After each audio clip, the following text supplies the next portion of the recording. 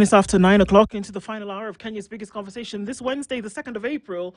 And our audiences are on clicking in on our live streams and on radio in Kenya and around the region and indeed around the world. And our audiences broadcasting to on KTN. Good to have you in this hour. And as we do, we're going to be looking at budgeting, saving, and investing. A good friend of ours, Robert Ocheng, is here with us. And before we get into that, because it's going to be an interesting ride, ALX, where we can get a pathway towards global university education. How? Yeah, so you go to bit.ly/ALX Pathways. FM is where you get that information. But before that, let's just remind you that the deadline is the 21st of April. So get clicking, get applying.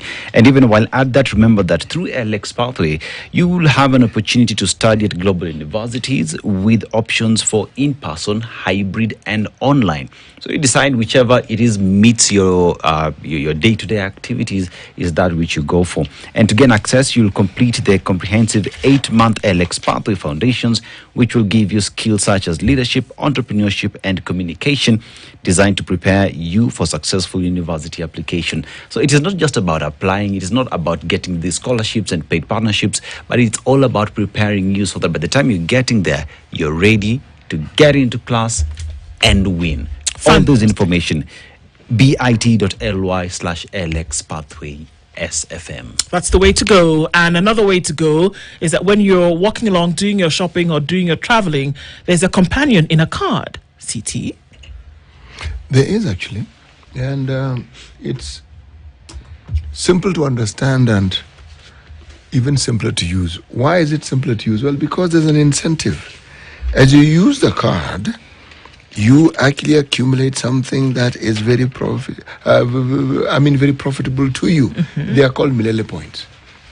Milele points are points that you accrue by using the World Credit MasterCard by I&M Bank. Now, when you register to get this particular card, and what then happens is that you use the card as you would any other, but you keep getting redeemable points as you use the card. These redeemable points can be used for just every ordinary shopping that you normally engage in. Whether you want to buy a ticket to fly, whether you want to fuel, whether you want to shop, you can do so. Now, in registering, if you happen to be the 20th customer, what that means is you will be eligible for a 50,000 Milele points reward. Fantastic. Now, the 50,000 Milele points rewards translates to 50,000 Kenya shillings. Same. And you can do with it what I said earlier on. That thing that you said we can do with it now. That's later. what I said. You can do the same thing with it. Good stuff. Yes. Okay, so the more you use it, the more you earn, the more you spend, the more you earn. Great stuff. And so forth and so forth. Okay. And it's continuous. It is. Yes. All right. Robert Ocheng is the CEO and co-founder of Abojani Investment, and he's here in the hot seat again with us this morning. We're looking at budget saving and investing and looking at ways in which you can actually make this. It is an issue. And as we get into it this morning, we want to say welcome to you, Robert, once again. And thank you for joining us today. Thank you very much for having me. Glad to be back. Great to have you here. And, as you did before, let us welcome you to the room with today's proverb, and then you can do an interpretation of that for us. Okay? Yes, we are in the Comoros, okay? An archipelago in the Indian Ocean, similar to the one we have in one of our counties in Kenya called the Lamu County. Where there are riches, thieves abound. If the riches are large, the thieves are big. That's a tough one, but I would say what it means is that you should take care of what you have and be very discerning and careful in regards to whom you share your riches with. Good. Fantastic. It's a good interpretation. So you need to have riches, and when you have riches, other people will also want it. Yeah, so You should take care of them. Yes, though it's yours, other people will want it. Indeed. Yes. And they may not necessarily ask you to share with them. some may actually decide they want to take it. Yeah, at times, especially after you've gone to be with the Father Lord up there. Or you have decided that you have this need to represent the people. You can decide.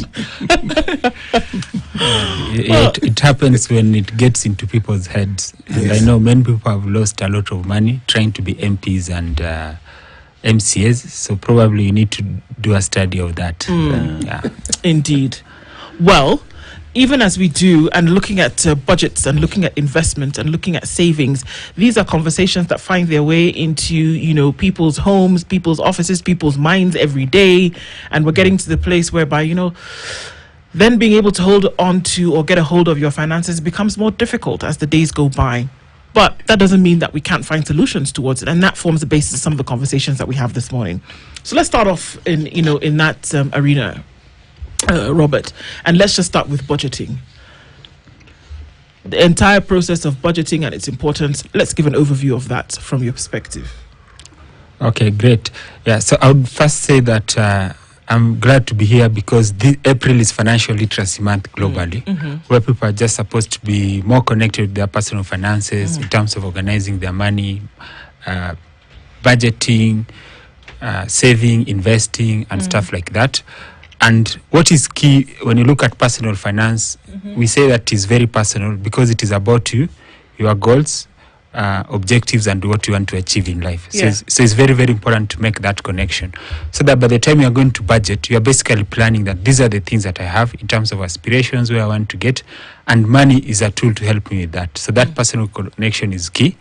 And one of the frameworks for budgeting is just to say, can you categorize your financial needs into financial spending into 3 items. So first of all, look at your needs.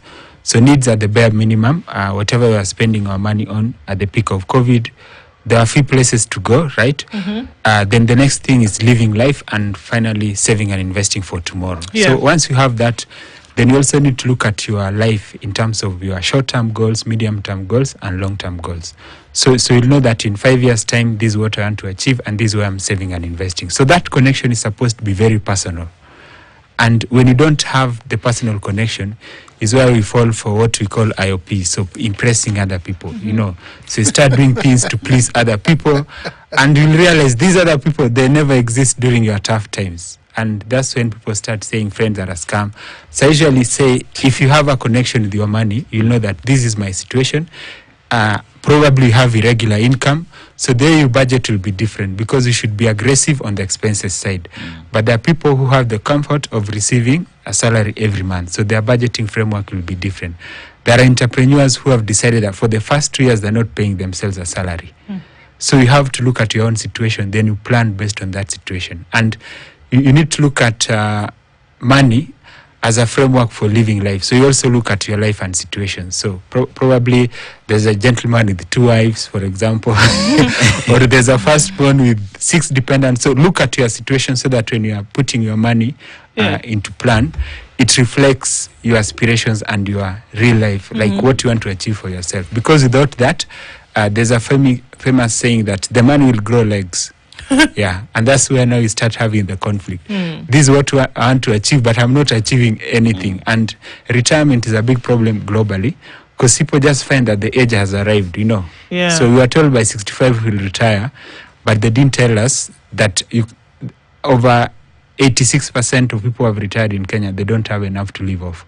So it means that without financial planning, then you just count days. Today is Wednesday, next week, Monday, like that, then time is going. So it's very, very important to look at own objectives, then you start planning your money around that. So how do you budget? So there's a framework known as 50-30-20 rule. So that's just an example. So what it says that don't put more than 50% of your net income on needs. Then 30% is for living life. So I would define it as anything with body, mind, and soul, like keeping fit, if you're supporting your parents, leisure, entertainment, going back to That should be school. how much? 30%? 30%, yes. 30% is body, mind, and soul. Yeah, so that's self-development. It makes you a better person. So you need to keep fit, you need to eat healthy, you need to go out and relax. You can't be working 24 hours in a day. So because of that, you are feeding the life, but also taking care of your needs. But you also need to think about tomorrow. So money is about living today and thinking about tomorrow. So that's where saving and investments come in, and you need to look at 20% of your net income. Saving should 20% should be saving. Saving and investing. And saving actually happens in your mind. You've decided to set aside money, but we need to move it to investing, whereby when I'm moving money from my salary account, it needs to go to a place where I'm getting returns above the inflation rate. Currently, the inflation rate is 3.6%. So if you can get returns of at least 8%, 11%, that would be good. So in the long term, it would work in your favor by growing your wealth over time. But when you talk about saving, there is the important aspect of tracking your income and expenses. And even when you talk about the 50-30 rule, it is that aspect of knowing where to put these 20%, because someone will just say, see, I'm saving, I'm just putting it in a certain savings account and that's it, I'll get it after X number of years. So there is that lack of information on where someone should invest in to get the returns of 8% above the inflation rate. Yeah, so that's a very good question. So when you talk about money, you need to look at 3 pillars. So you start with the mindset, which is what we've been talking about. So mindset is basically who you are and what you want to achieve with your money. And making that connection, you start by answering the question, what can money do for me? So what does it mean to me? So it means different things to different people. For some people, it is status. So if they're around and you don't feel like they're around, they stop working. So you need to feel like City Muga is here. If it means status for them, they'll tell you, I have a home in Kajiado, and my kids are in the UK. So if that is why they wake up to work in the morning, let them be, because that's how they connect with money. For some people, again, it is security, it is freedom. So that's very important. Then you go to skill set. So skill set is to understand that this is where I am, and these are the tools that can help me to achieve my obligations. So go to financial markets, look at the regulators, look at the risk, look at the safety, and how the various investment options have been working over time. Yeah. So you might go to a bar somewhere and we hear that this is the hottest investing. So if you don't have a history, it's very difficult to judge that kind of investing. So it's always important to start with the defensive options that will teach you the habit of saving and investing consistently. So look at things like money market funds by asset managers or circles. So they've been proven. If you select some of the best, so the details are available on the regulators' websites. So if you select some of the best and you're just consistent by putting you in 5,000, 10,000, it will teach you, because doing it is actually like being in the University of Personal Finance. There's no other option. It doesn't matter how much you know, you need to start doing. So that doing will tell you that whenever you get money, you need to set it aside, so it becomes part of you. Then the other thing about money is the tool set. So after you've understood how the instruments work, you need to have the courage to take action. So go and open that circle account or money market, and then you get started. And that's why they say money is silent, because once you get it, it's so natural, and you're just in momentum, you're just in the flow of doing it consistently. So it's very, very important to look at the mindset where you connect with your money. Skill set, you understand how money works. For example, there's something known as 72 rule. So what it says is that if you take 72 over the rate of return, that's the number of years it will take for your money to double. So 72 rule says, for example, if your investment is giving you 12% per annum, so it takes 72 over 12, that's 6, right? Yes. So it means that if you put 100,000 somewhere, it will take 6 years for it to double. So it's very, very important to understand such rules, because that's what will enable you to work with money in the long term. Because the advice is that you need to give your money space to breathe. Okay. So if you don't understand such rules, such as compounding, it means that you will not take advantage of time. Okay. Yeah. So in this example that you've given now, it'll actually take you 6 years to realize a return on what you have put in. 100%. It will double, like It will double in 6 years. So it means in 12 years it will have grown 4 times. Okay. And that's why they always say start early. And still, if you are 40 and you have 12 years ahead and you are earning good money, it still means that you can do very well. Yeah. So it is about time. So money works with time. Yeah. There is the aspect of sticking to the budget. That is the most difficult thing for many, because here is a question where with everyday things change. Inflation goes up, yet I'm supposed to stick to these 50, 30, 20 rule, despite the fact that I'm spending more on the other needs. So how does that come to affect the overall money that I'm getting at the end of the day? And what should I do? Because it is just the normal way of things changing here and there. Yeah, so I would say in terms of sticking to the budget, what I would say, it is planning, and planning is not about perfection. It's just to have a framework. And you should know that personal finance is a self-mastery and self-awareness journey. So you need to be aware that there needs to be flexibility and improvement over time.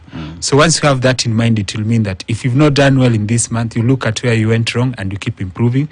But in the needs budget, I always advise people to have a line known as things that I forget to budget for. Because there are things that can come up within the month. Maybe there's some subscriptions, some bills on 25th that forgot to incorporate into your budget. Then you keep writing them and you'll get better over time. So ensure the budget is not too squeezed. But the thing is, if you have that connection with where you are saving and investing and you write it down, you are likely to be more disciplined in money matters. So if money means security for you, you won't struggle when you are saving and investing for security. Because again, we know that lack of money can bring a lot of problems. Some people say money means happiness to them. So it means that there are those friends that if they're broke, they'll be grumpy. If you call They'll them be sick, not grumpy. yeah, literally. So if you know you're that person, just save and invest, because when we call you as our good friends, you just want to say hi. You know, sometimes we're just checking on you. So it's very, very important to have that connection, because like we say, the mindset is the driver. It will push you because you know why I'm doing it. Without it, you'll have a struggle. You'll feel like saving and investing is a punishment. But look at waking up today and you find I said the jobs are gone. What will you do? You see, that's a very dangerous place to be in. So it's very important to have the connection, because already you have 30% for living life. The sherehes and everything, supporting other people, you know, going to the gym, keeping fit and stuff like that. The needs, you have a whole 50%. So it's important to have that. So in the worst case scenario, you should have something to save. Even if it is 5%, then improve it over time. If you're young and you can save more, the better. You know, Robert, this discussion presupposes a certain income. If I live in Nairobi and I'm earning 7,000 shillings, how will this discussion work for me? Yeah, very good question. And I'll take you back to my personal history. So from campus, I used to live in a place known as Kimbo. You went to campus. Yes. Let's say you didn't go to campus. Because when you go to campus, you start with an advantage. Yeah. You actually have an education. So even when you begin working, you will begin at a certain level. Yeah. The vast majority of the citizens of this country have not gone to university. The majority have not gone to university. The majority of people who make a living in business are small, what you call juakali, small scale businesses. All right. What they earn,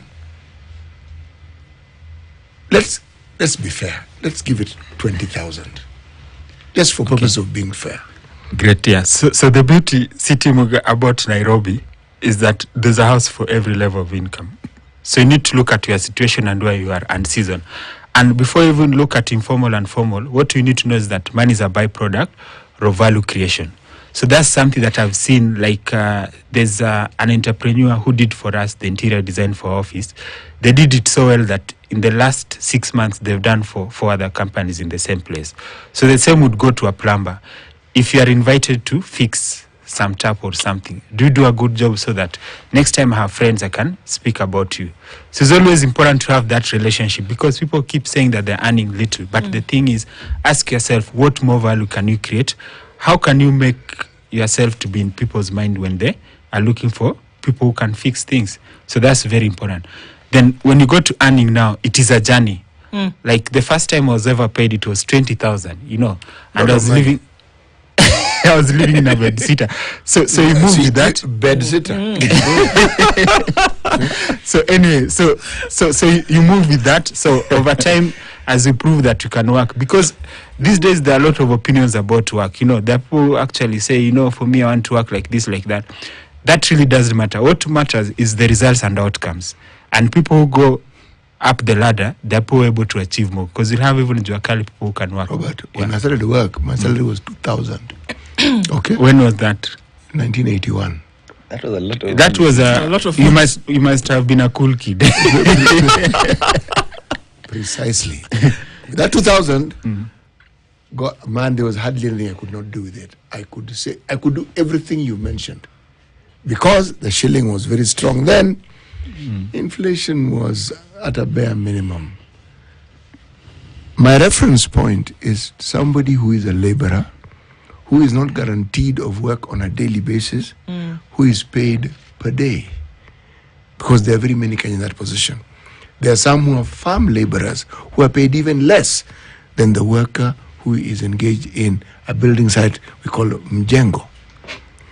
Not everybody who is on a site, a building site, has a qualification that is known, but they work and they are paid. These Kenyans, how does this message resonate with them, and what do they do with their circumstances?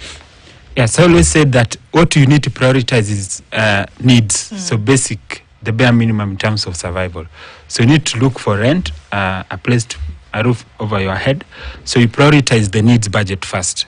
Then you'll see from the needs budget if there's something little that you can save, whether it is 100 Kenya shillings per week, but always prioritize that, and then look at ways if you can get more income, or just the little that you can save, even if it is 100. So that discipline, you learn it during your tough times and worst days.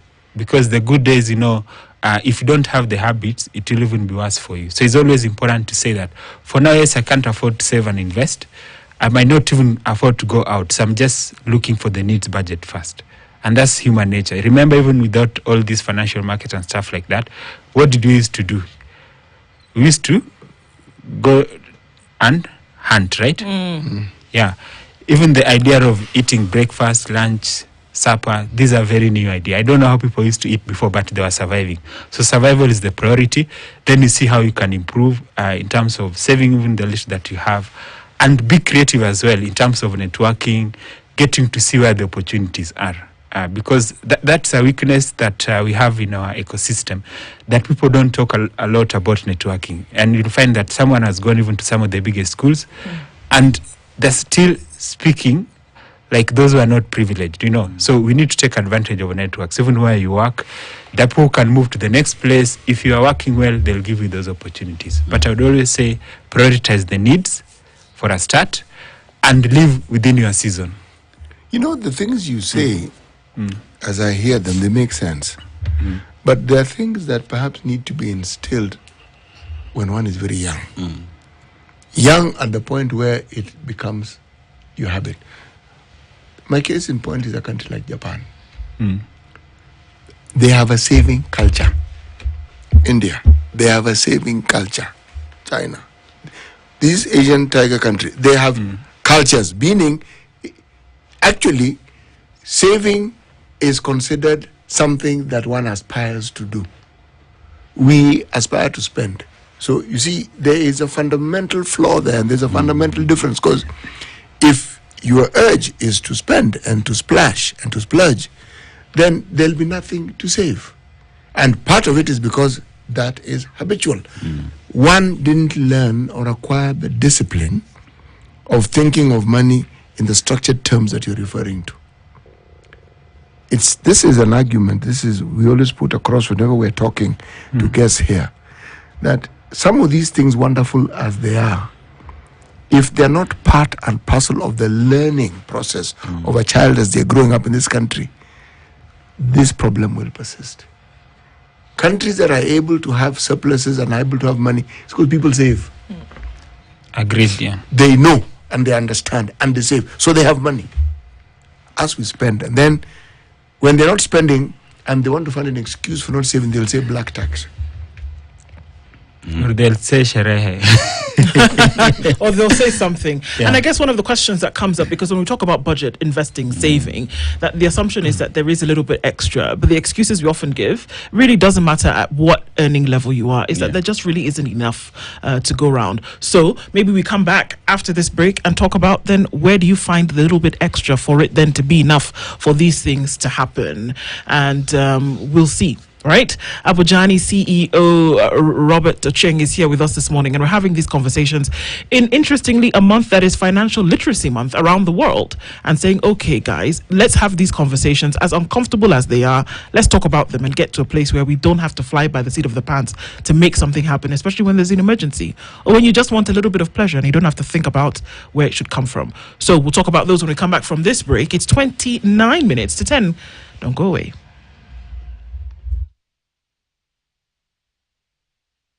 This is the Situation Room, the only way to start your day.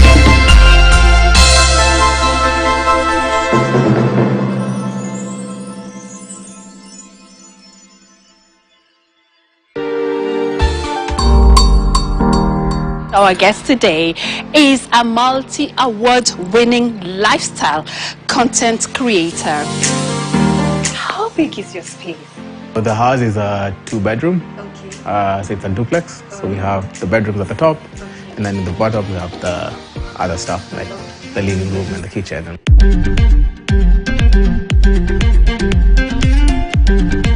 It's a showstopper. It looks like a heart. Yeah. Such a statement.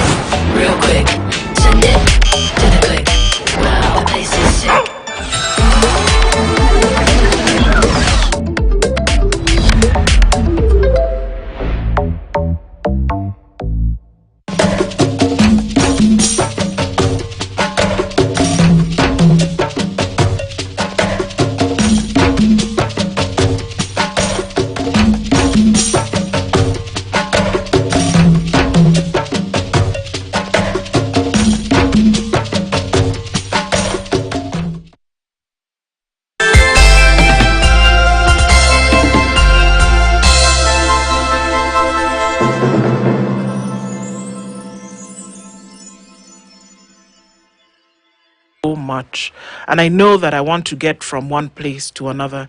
Is it a thing of mind over matter? Because the matter is that in your account or in your hands, you can see the reality of what is there. So is it an issue of that you can train your mind to start to look for opportunities? How would you advise on that? Yes, so to say money works with abundance, so is to see that there's enough going out there. Despite the hard times, you'll still find that people are spending. So you just look at the places where you spend your money in the last 1 month, and there's a way value is created, and customers will tell you so-and-so is doing a good job and stuff like that. So I think lack of connection with that can also bring a lot of problems. So it's very important to learn how value is being created. Then when it comes to saving and investing, to be honest, the older generations, they used to have granaries and they used to save and invest. They're able to take their kids to university. They're not struggling with school fees for kindergarten and stuff like that. So what we also need to know is that as we consume information, we really need to be discerning. Mm-hmm. Because there are extreme ideas and the border on spending, pleasing people, stuff like that. And then we forget about ourselves. So I always say that, in my opinion, we need to pick the good things from all these things that we are seeing and connect with the tradition. Because if you look at the unit trust space in Kenya, the 3 months between April and June 2020 is when people saved the highest amount ever in the history of Kenya. So it means people need to be scared to save. So we've always been told that people prefer painkillers to vitamins. So it's important to learn these habits. Yeah. Because when they're tough, like someone told me that they're in a very tough situation, they're not okay mentally, and to go and see a therapist, they were paying 5K per hour. So you see, things are tough either way. So if you get sick, things are tough. So it's always important to look at life as a matter of things can go wrong, and you start with an emergency fund. But above all, learn value creation. So value creation is whereby what you are doing speaks for itself.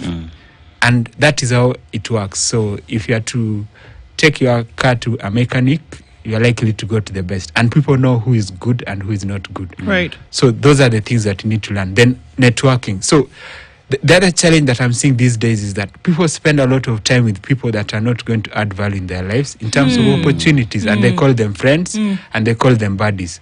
People you can have fun around and hang out with might not necessarily be the people who can give you opportunities. So smart people, you'll find the wealthy people, they have a very subtle way of mixing social with business.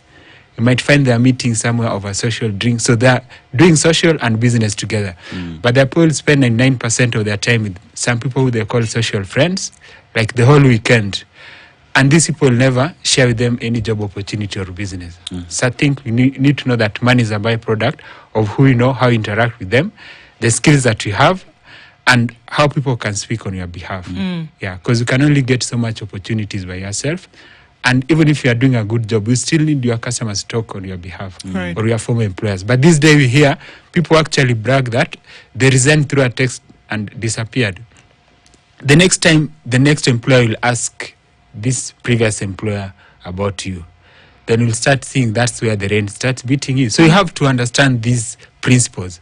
They're old and they exist because people want reputation. Like everyone wants their company to succeed. So they'll try to look at your background. Yes. And it is even crazy in banking sector where we look at your credit reports and stuff like that and reputation because you're handling people's money. So knowing those elements is very, very important, and respecting the fact that when you create value is when you earn. And when now that earning comes, you can think about saving and investing. And if you want to grow your earning, grow your skills, grow your relationships and stuff like that. So that's a very subtle thing that maybe has not been explained. Then saving and investing, I think we can say we are where we are, but part of civilization is to get better. So like for us, we do a lot of initiatives for young people.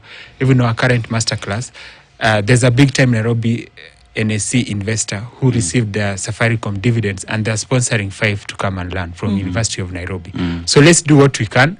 And even for the young people in our family, I want even the CS for Treasury, Honorable Mbadi, to create some tax exemption for women. So let's say formerly employed women, the month that they're having a baby, they should exempt that pay for that month and put for the child in a money market account. Because it is said that when you start when you are young, then you'll grow. And it will also save the government with the retirement issues that we have. Okay. Yes. Yeah. So practically, you want to go ahead, Dennis? No, Practically, if I have 1,000 shillings, okay, maybe what you're going to put in a money market, because these are things we talk about, where to put your money and what to do. Because truth is, somebody who says maybe they do earn, very little, or they're making very little from business. If I have 1,000 bob and I want to put it in a fund, for example, what is it giving back to me? So if you look at it, it can give you 8 to 10%. That's 8 shillings. Yeah. 80, so you look at it from a 80 percentage. shillings. Yeah. From a percentage point of view. Yeah. So as long as you are earning above the inflation rate, then you are doing well. Because in some countries, the savings accounts give even 3 or 4%. And this is over what period of time? Over 1 year. So if I have 1,000 shillings, as the assumption is, if I have 1,000 shillings, in 12 months, you're giving me back 80 shillings on top of what I have. Yeah. Right? And so now when you look at it like that, as opposed to the percentage, people are like, well, why am I going to waste my time doing 1,000 shillings where I can, maybe open a business and I can see the 300 shillings that it's giving me every day? Yeah, so for that one, you need to think of a portfolio. You get it? So a portfolio is to say that when I'm earning 1,000, I'm going to set 200 into that low risk account. So you call it a war chest or a buffer. Then 800 you can try out something with. And people exaggerate business. Like personally, I lost about 3.6 M in side hustles in a period of 3 years. You are one of those quail eggs guys. Yeah, no, just these typical ones that you think and you can calculate the amount of money you're getting per month in your head, but when you go to the ground, it doesn't work. And people have lost money, 50K, 100K. So it's good to know that we are working with a portfolio. Low risk is the foundation. Don't skip the foundational steps. Like emergency, like if you lose your phone and you are in business, you just need to have another phone. That's where the 5K that you set aside will help you. And probably the 30K that you had, you've blown it in a business that didn't work. So it's important to know that when you have that emergency fund or the war chest or the buffers, you're actually buying the peace of mind.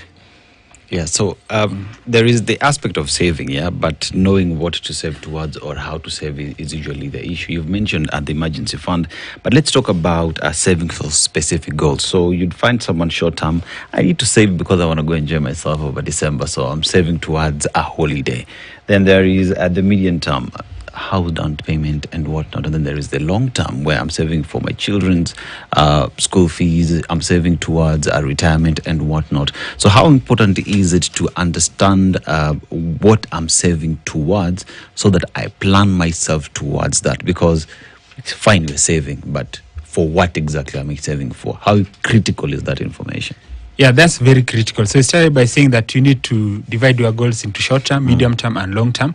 So when you get your money, like let's say you are planning to go for holiday, then that one falls under self-development budget, body, mind, and soul. So you're just putting it aside every month, 5,000. Then at the end of the year, you have a cool 60,000. Then you can go and enjoy yourself in Diani, you know. Then there is saving towards home ownership. So home ownership will say there are different ways of owning a home, and I want to buy a piece of land. So the piece of land could be 500K or 1 million, stuff like that. Then you'll know that I'll achieve it in 5 or 6 years. Then after that, probably start saving toward construction. So you need to look at short term and long term, and also look at the blind spots, because people are likely to forget budgeting for things like school fees. So that's very common, car insurance premiums, and even holiday.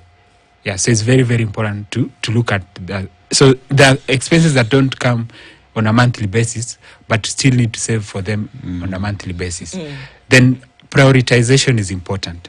So just know that your resources are not unlimited, and look at that. And if you have a connection, what we call goal-based saving, you are likely to be able to save more than when you don't know what you are saving for. Actually, when you just have money lying there, you'll become very clever in terms of how to spend it. Yeah. Or you could forget. Yeah, you could forget. Yeah. And you know the funds will come. So the other thing that I didn't talk about skill set is learning to say no, and no is a complete sentence. Yeah, and I think, not to be too harsh to people, but I think we need to learn that only young people are supposed to struggle with things like pleasing people. So these days you find people at 30, 40, they're still spending a lot of money pleasing people who don't even care about them. So that's a real crisis right there. Yeah, because people who love you and care about you, they really don't care about these funny things that people trying to spend money on, that people will be due during your worst days. Robert, when did it become a crisis? It has become too common. People, or you're speaking of psychophancy? Okay, now that is the extremity of it. So what I'd say, just spending money to look cool towards other people, but you know you are hurting yourself and your finances. Especially in the social media era where people are trying to claim to be who they are not. iPhone 16. And they are setting standards for people. Setting standards for who? Why should anyone set standard for me? Yeah. We didn't meet anyone and agree that you're going to set for me standards. You do have a point. If someone is doing what their heart tells them to do, whatever it is tells them to do, and they're doing it, other people choose to copy what they do. I mean, the blame game, which is normally a way of dissecting and analyzing and concluding on an issue, if we make up our minds independently, it also means we make up our minds who we allow to influence us. It also, and often that tends to, should we say, align with the desires that we have. If I have an interest in being known or being famous or being seen to have money, then I will be in social media and I will be presenting that image, won't I? Yes. If, for instance, I like to be thought of as somebody who is important, when I go home and I'm among my relatives, I'll make sure I splash so that people know that I'm Mr. Moneybags. Yes, indeed. Yeah, true. Yes. So, as well, in this room, I really like City's shoes and I want to get them. So, yeah, so that's why I say, like, in my opinion, I would look at, do you know who your friends are, buddies, and people you need to be friendly? Because when you look at personal finance, even in developed economies, retirement is a crisis because of lack of connection with your money. And unfortunately, City, what happens if I don't do anything for my retirement? It will become your problem as the taxpayer. That's the standard globally. It is true. Yeah. It is very, very true. But you see, what you're talking about is an aspirational way in which one should go about business, and it also points to how the government should go about looking after its citizenry. One has heard comments, one has heard discussions, one has even heard pronouncements of something like the Retirement Benefit Authority and the things that it does, NSSF, increasing the contribution. These are things that are meant to inform the public that whatever it is that you are saving should be able to help you. For instance, the contribution that were made to NSSF, that thing cannot help you. At the end of the day, previously, you can work for 30 years, that money will not help you. It will not take you anywhere. No. It won't. Even if they pay it you monthly, it is peanuts. Now, the point is, how do we structure a system where, just like we are taxed based on what we earn, our saving is also based on what we earn. So that this kitty, you know that you work for the number of years you've worked, whether you're still in employment and whether you're not in employment as such, but you can still contribute this amount of money. Actuaries do a very good job. They'll tell you at the end of X number of years, you will be able to have this. Now, it's not that difficult to do. It's not. But it hasn't been done.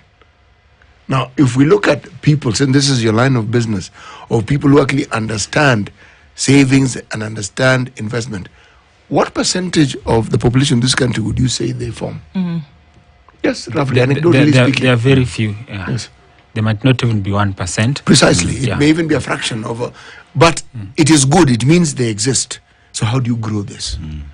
Yes, I think first step the government has tried is the new NSSF structure, which is still work in progress. But it came because of the realization that the previous one was not capable of helping people. So I think that's one goal.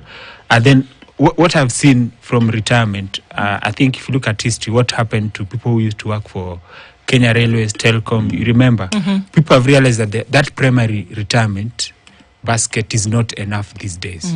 So you still have your primary deductions from your employer, or if your business, you set that aside, but create a portfolio of investments. So you talk about real estate, money market funds and stuff like that.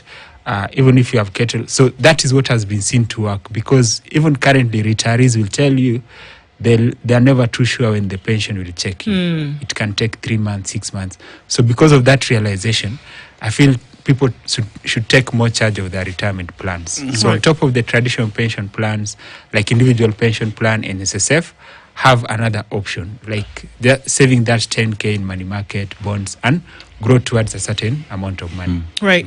So when Siti mentioned that some cultures that we know that, they're saving cultures. That's just what they do.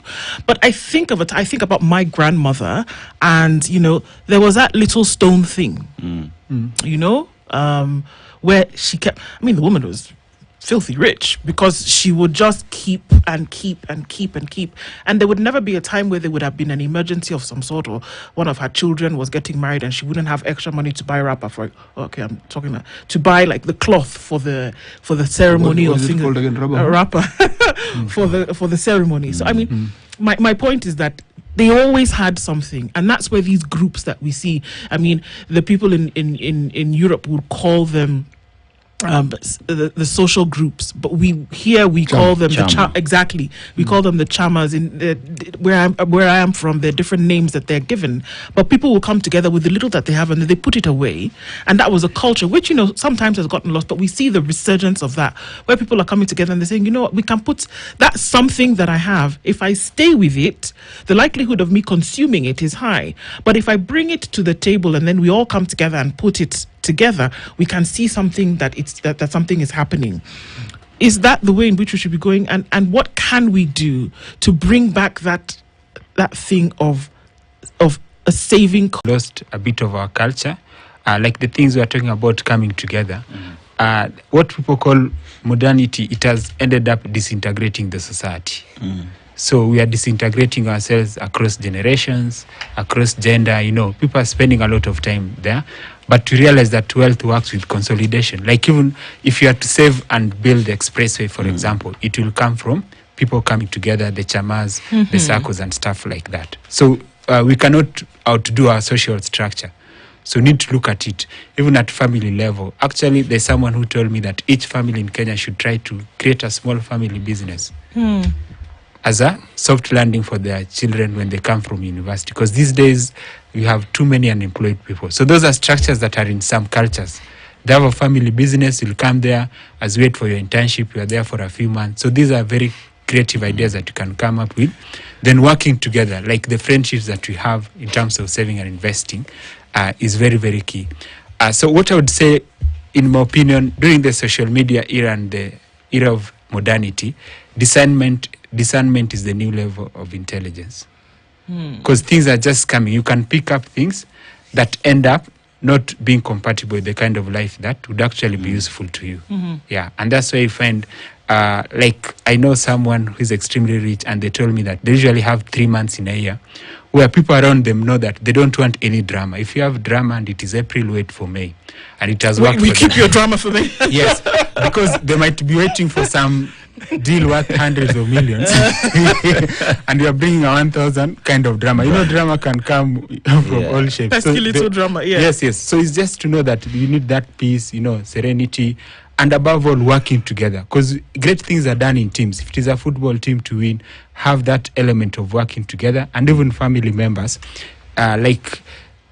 When we talk about supporting each other, it's not only about money. Like teaching your younger siblings how to write CV, getting a career coach. The people have done that, and their younger siblings have gotten jobs.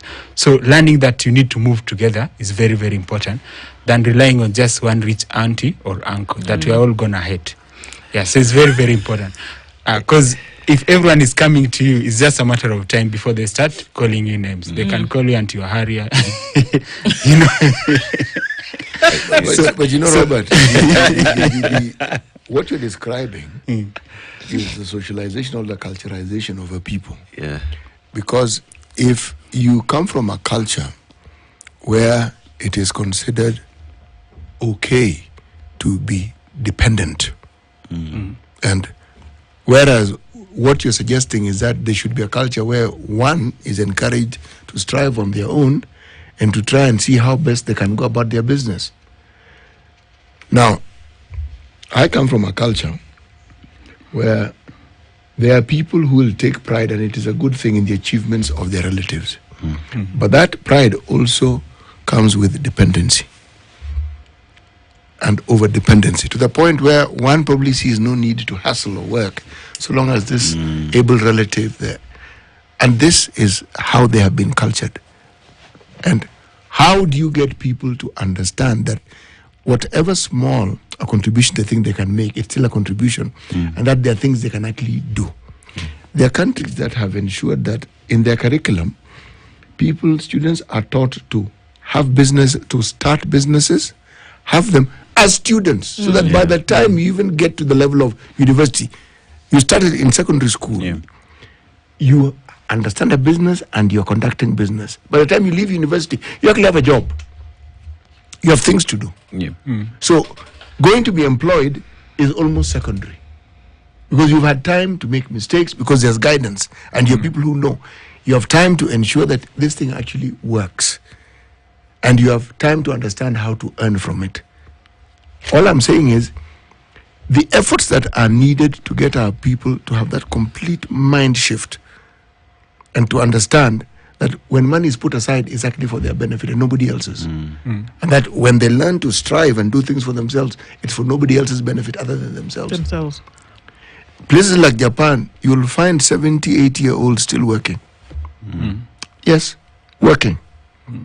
Actually, according to the Federation of Kenyan Employers, a formerly employed Kenya has got 5 dependents. Yeah, so you'll have 5 dependents. So I think we need to shed that off. And one thing that we need to do, which should be very radical, is to reduce the youth age from 35 to 25. Because scientifically, it has been shown that to become a full adult at age 25. But they just told us the other day that they were going to increase it from 35 to 40. That you can now say that youth can go up until the age of 40. There's a subtle way of African governments to keep us dormant psychologically. So that's why we waste a lot of time. Before you know it, you are 40, and then the pressure comes in. Go to the US, latest other countries is age 29, 27. Yeah. Because when I was working in the National Treasury, I joined when I was around 25. And the lady who taught me what I learned there, she was 22, but she had worked for 3 years. So I was feeling very embarrassed. Yeah. She was from India. Yeah. So we need to stop babying ourselves too much. That at 25 I still feel like I'm young. This generational thing that people are given. So we just need to know that the earlier you focus, the better. And when you do well when you're young, you'll get a lot of time to enjoy even life. Like the people who come here for holiday from Europe, they're not rich. It's just that they have a saving. They've put it aside, culture, essentially. Yes. There's something that you raised in terms of families, every family coming up with a business. And I think that is very key because I remember back in the days, Mzee Aseto had a posho meal, and immediately after high school, we went there, you worked, and at the end of the day, you got your own salary and you decide what it is you want to do with that. And it is from that simple aspect of it that you get to understand the importance of having family businesses and how it cushions the young, especially when there are no jobs to do. So in terms of, I even saw Siti smile when you're talking about that. And I think it's very crucial because it's a buffer zone for families and an opportunity for young people to work at a very young age and know the importance of just putting in the work, yes. Yeah, so it is soft landing actually, and we should try even by high school. Kids can even go for 1 week or one day, just come here, see our work is done. So you need to start that connection very early because when you find people from university don't even know how to write CVs, then it's like you just go to university to tick a box. There's no connection between university and work and entrepreneurship. You come and you learn hard, and then all of us, 1 million, we are waiting for opportunities. I think that issue of learning how to create value, it needs to come out. Because currently, even if you find the discussions in the workplace, they're out of touch with reality. Because I find a child saying Gen Zs are like this, like that. But the world has changed now to what we call ownership economy. Yes. I have some clients who are telling me, I'm 37, this is my last 3-year contract. I have to save this much so that by the time I'm 41, I'll be having this in passive income and I don't see myself working again, or it might be difficult for me to get another job. So you have to live with those realities and really connect with value creation. So value creation can be through entrepreneurship or being a professional where you can actually trade your skills. So it's about knowing that if I give so and so this job, they'll be able to execute. And let me tell you, Kenyans are actually lucky because I know like other countries look up to us, and I know Kenyans who are doing very well even in other parts of Africa as mobile money consultants. Yeah. So we can actually even do borderless kind of opportunities. There are opportunities, they abound, and there's something that you can do with whatever you have. And it's always important to have conversations like this, just moving us from one step to the next. And because of that, we're very grateful that you joined us in the room this morning to at least have, parts of those conversations, Robert. And we look forward to the next time where we can open up on some of these things again. Robert Ocheng is the founder, CEO of Abojani Investments. We've had a conversation this morning around budgeting, saving, investments, and ways in which we should be going to ensure that the future that we look forward to is actually achieved and achievable. Thank you for keeping it Kenya's biggest conversation this Wednesday, the 2nd of April. Asante Sana, and we'll talk again tomorrow, God willing, by 6.